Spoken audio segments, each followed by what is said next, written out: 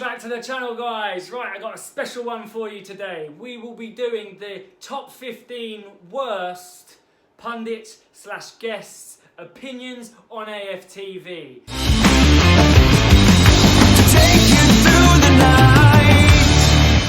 Now, the rules are simple with this one. We're going to be mentioning ex-AFTV guys, current AFTV guys, and it's only people I have watched. It's not going to be new people that I haven't seen or other people that I haven't seen that could be really good or really bad. Comment below, let me know if there are any people that I've missed out. We're all going to have a different list. And by the way, this is not a slate on AFTV. I think AFTV is fantastic. I'm an avid watcher myself. It's one of the reasons why I created the channel. However, me and my friends discuss it all the time. Who do we dislike? Who do we like? Whose opinions are horseshit?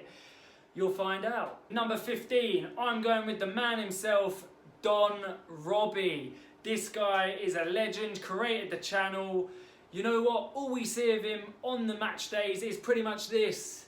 So what did you think of the game? Okay, yes. And repeat, that's all we see. But actually, when he's doing other shows, when he has opinions, when he's on other people's shows, TalkSport, you name it, he always speaks well, represents Arsenal fan base brilliantly, and actually probably knows more than everyone on the actual show, in my opinion. Let me know if I'm wrong. For me, this guy is probably one of the most relatable as a fan. You see the expressions on his face. He is more angry than anybody I've ever seen. The sort of person that his blood's boiling as soon as he hears the word Spurs, you know. So Lee Judges, for me, he's brilliant.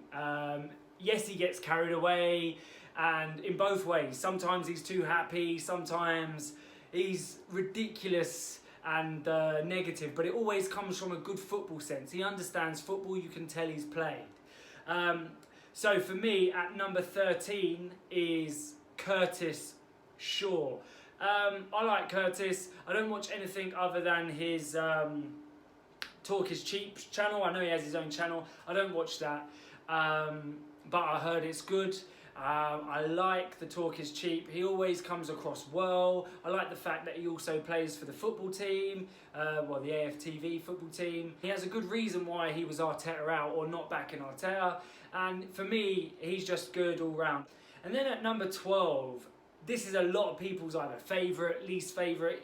I think he's like Marmite, but I'm going to go with DT. Kind of made AFTV massive. Acts like a child though, like on Twitter, and he talks a lot about the abuse he gets, which, you know, if people are bringing up people's families, it's absolute rubbish, bullshit. Stop doing that, guys, it's terrible. Just mock him for his football opinions and how angry he gets and how childish he can be, but I do like how extreme he gets as well. I used to love his Wenger out protesting. He was ridiculous, but I enjoyed it, and now he's really level-headed like me in terms of he's backing and gritting his teeth and backing Arteta when we know it's getting harder to do so, but we're still very much believers of the process. Number 11, Turkish. The reason why I'm going with Turkish is I think he's very well balanced when it comes to Arsenal. He just is a little bit boring for me. I would have put him higher up as one of the better guys really, but he talks about the real problem at Arsenal, which is off the football pitch. And as much as I am a fan and I love Arsenal Football Club and I know we're in the mud and the owners are complete shit, I care about the football match. What's happening on the pitch, the players, how can that improve quickly? Over time, I get the owners are an issue, but he talks too much about that, and that's the only reason why I'd say he's not higher. Still very much enjoy what he has to say. I enjoyed his opinions on Mesut Ozil. So we're entering the top 10 worst, I suppose, if you can put it that way. I'm going to go with Mo.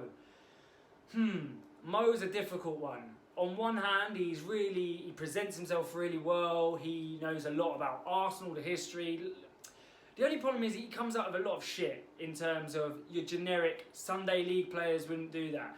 Or a Premier League football player shouldn't be doing this. I'll give you an example. When Partey was literally holding his hamstring, his leg, I can't remember, on the Spurs game, trying to walk off the pitch, yeah, because he's injured. His career is to play football.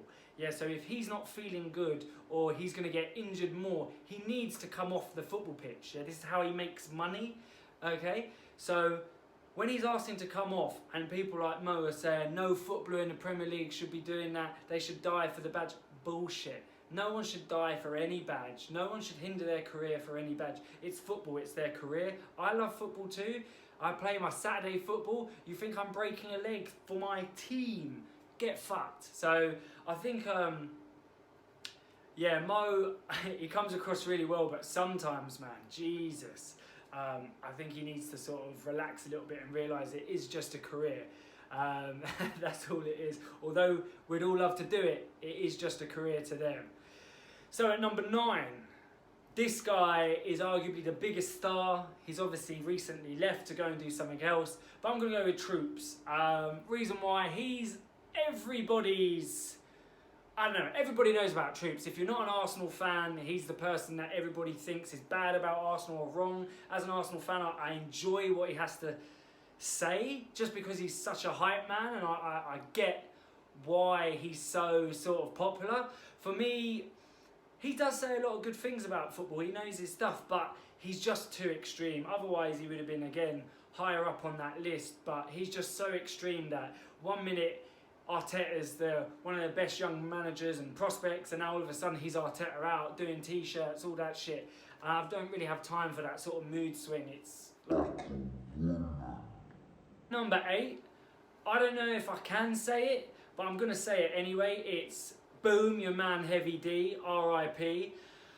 I actually loved this guy with his little fucking shoulder belt and his boxing. He didn't have a clue about football. If he knew about football, he could have been my favourite. He was larger than life. I don't really know what to say because, you know, it's an awkward one, but I really enjoyed watching that guy. He come out with some absolute stupid stuff, but realistically, Heavy D was extremely funny, especially his David Luiz. I'm David Luiz, that was funny, and yeah, R.I.P. to him, very sad. In number 7, I'm gonna go with Claude. Claude, man, he was one of my favourites. He would have been up there in my top 3. However, he got a bit weird and racist. Bit controversial, that one, but allegedly racist anyway. So I don't know. It's one of them. It's a shame he's not on AFTV anymore, but I understand why. I haven't watched his channel. I don't know if it's any good. You guys let me know, comment below, let me know if it's worth watching. So in at number 6, this one is a difficult one. I would have rated him, I don't know where else to rate this guy. I have not seen enough of him. For me, I don't know if he's new, but he's new to me. So that's the White Yardie. Weird, because he's taken, obviously, Troopz' place on the Non-Biased show. It's not the same show for me, but he speaks a lot of sense on one hand, and I enjoy what he says, especially Aubameyang stuff. I completely agree. Aubameyang doesn't suit the style we're playing under Arteta, so completely agree with that. I haven't really got much more to say. He just sneaks in there at number 6 because I haven't really heard enough. But you guys tell me, am I completely wrong with that one? Or is he actually good? I don't know. At number 5, and really this guy should have probably been the worst. But what he says is actually okay. But my God, the fucking songs, I don't know what he has, some feather thing, I don't know what he's doing, but Kalechi, man, he gets on my nerves. I cannot get past those songs, man. Again, people, if you know what he's talking about or what he's singing, I don't fucking know, so allow me, Kalechi. In at number 4, again, this is a weird one because I don't know what's happened to him, and I don't know if he's still alive. I hope he is, and I hope he's well. That's Bully, aka Mr. Pirate, Hurricane, who? That guy. He didn't know anything about football as far as I'm concerned. Again, could have been wrong, and I hope he's doing well. If not, apologies for putting him in the list. But yeah, Bully, man, he made us famous again for all the wrong reasons, as in the fan base. So yeah, unfortunately, that Pirate's very low down. And at number 3, this is arguably the best fan in the world of Arsenal Football Club. You could not ask for anyone to be better. The man goes to the women's games, the youth games. He's got season ticket. He does everything you need. However, he has as much personality as my toothbrush, and that is Ty. I don't know what to say about Ty, but I do not watch any interviews. The guy is deluded to another level. You need people like that. He's great for AFTV. The headphones, whatever it is, it's all Arsenal. I don't know what to say. Yeah, man, Ty, keep it going, man. I don't know, just keep doing what you're doing. Number 2, this guy was boring. I'm glad he's been binned off. I don't know where he is now. Nothing against him as a person, but my God, listening to those fucking 4-3-3 tactics, Graham, my God, man, you were dead, I'm afraid. Again, man, I'm glad he's in the bin there. Robbie, well done. That was one show I definitely didn't watch. I couldn't get past this guy's tactical insight. My God, he might know what he's talking about, but I don't watch AFTV for some random dad's tactical insight to the Premier League. No thanks. And now, the one we've all been waiting for, the number 1 worst. Now, Lee Gunner, he's a difficult one, because on one hand I do agree with a lot of what he says, but on the other hand he is so negative, and I've never seen an Arsenal fan just shoot down everything about Arsenal like this man. I get he's there trying to wind people up to get views, and it's his thing, I get it, he's super sort of, we need to be, if we're not first, we're last, I get all that. But mate, seriously, you need to lighten up. You're pushing all the fans away. Like, people think you're a dick. Like, it's as simple as that. People do not like you because you're too harsh on the players, the team, the managers, even the fan base. You call it the clown base or I don't know what the fuck, man. You've got issues. Sort it out, man. Right, so to conclude my top 15. So, Robbie, Lee Judges, Curtis Shaw, DT, Turkish, Mo, Troopz, Heavy D, RIP, Claude, White Yardie, Kalechi, Bully, I hope you're well, Ty, Graham, Lee Gunner. That's it. Peace out. Catch you in the next one.